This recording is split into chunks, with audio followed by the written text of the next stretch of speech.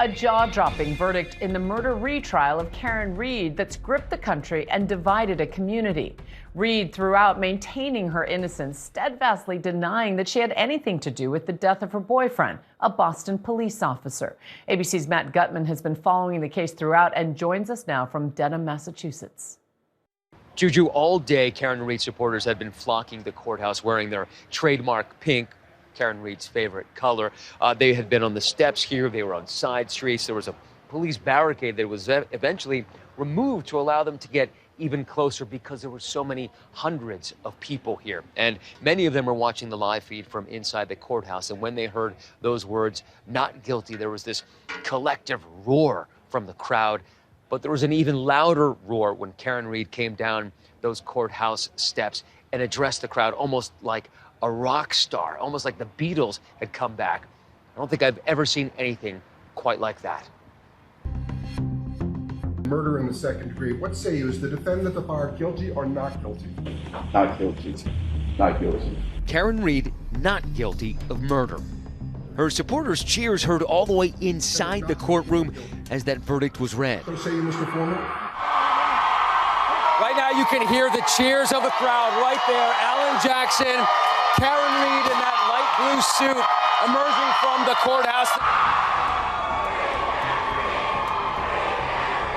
John O'Keefe's family wept as they heard the jury's decision. After 4 days of deliberations, 12 jurors finding her not guilty in the death of her police officer boyfriend after that booze-filled night out. I could not be standing here without these amazing supporters. No one has fought harder for justice for John O'Keefe than I have. Reed was found guilty on a far lesser charge, operating a vehicle under the influence. This was a shocking verdict.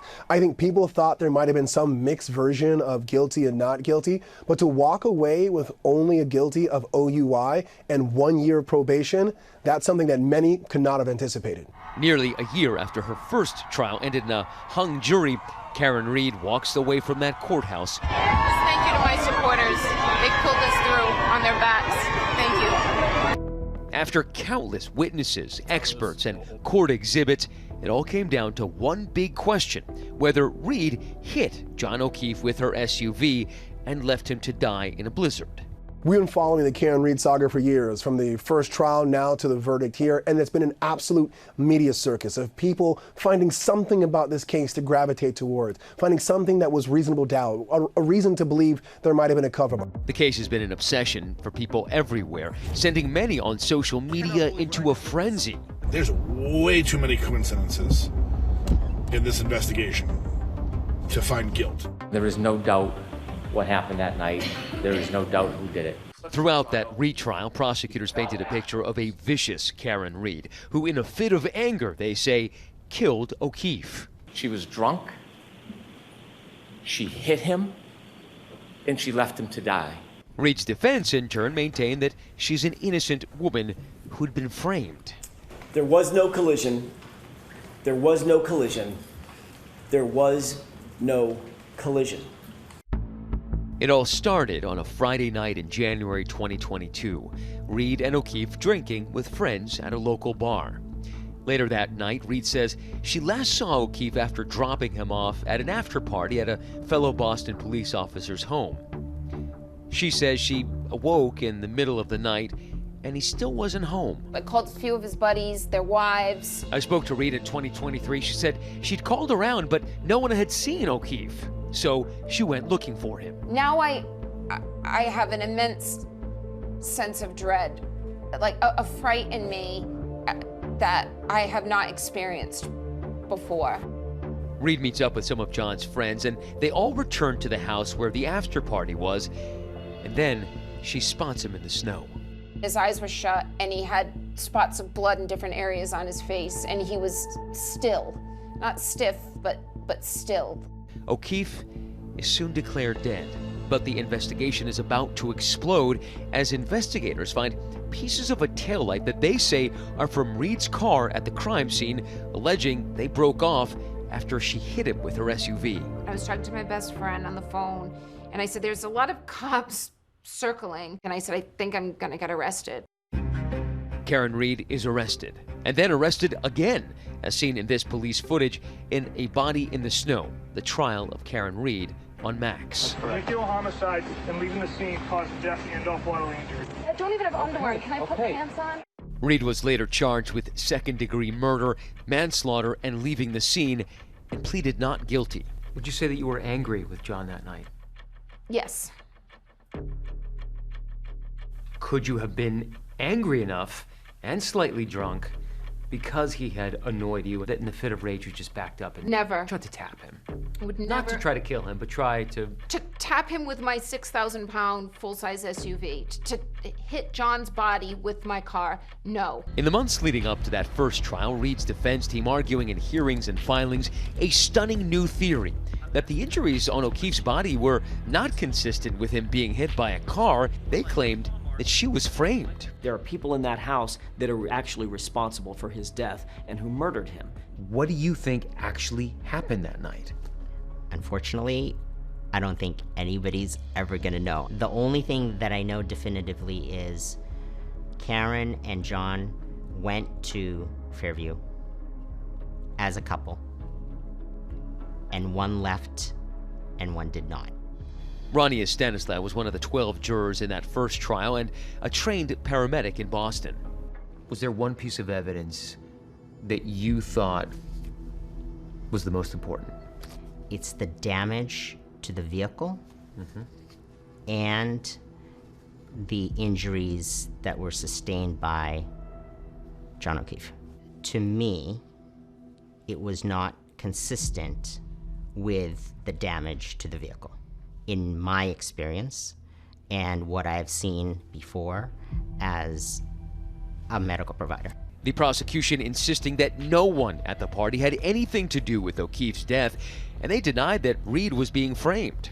The homeowner testifying in trial, contradicting Reid's account. And at no point in time over the course of that evening or the early morning there did John O'Keefe or Karen Reid physically come into your house. John O'Keefe and Karen Reid never entered my house.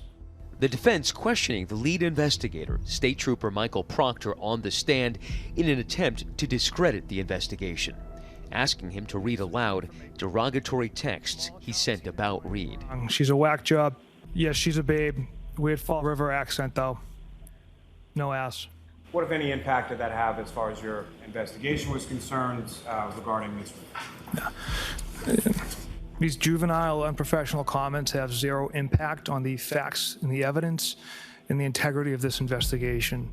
After the trial, Proctor was suspended without pay and was fired earlier this year following an internal investigation. About the case. I spoke with him in a new interview for ABC's 2020. Did you plant evidence? Absolutely not. And I'm laughing because it's such a ridiculous accusation. It's something I would never do. I've never done. Proctor never made an appearance in that retrial. The prosecution called accident reconstruction expert Judson Welcher, who analyzed data from Reid's SUV that tracked its movements. So again, the initial forward motion is 34 feet, then backing up an additional 53 feet. Was accelerating at 74% throttle.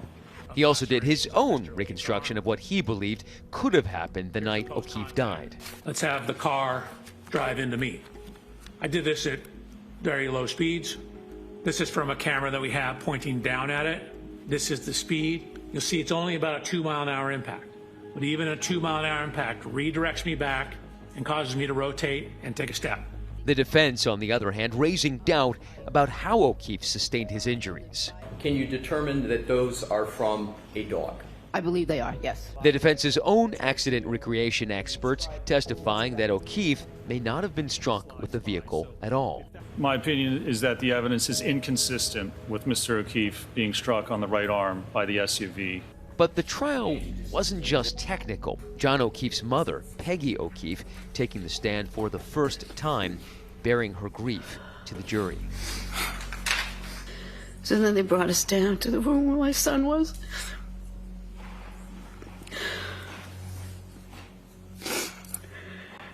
He was bruised up, his eyes were closed. It's just not a good scene. But even her raw emotion couldn't convince jurors to convict Karen Reid of murder. For Karen Read, this is the end of a saga as it applies to the criminal case and what's inside this court. We do know that there is a civil lawsuit by the family members of John O'Keefe against Karen Read, a wrongful death lawsuit. And unless they decide to reopen this case, and they probably won't, John O'Keefe's family has to bury a brother, a son, a guardian, and not know what exactly happened to him. And that shouldn't get lost in this story.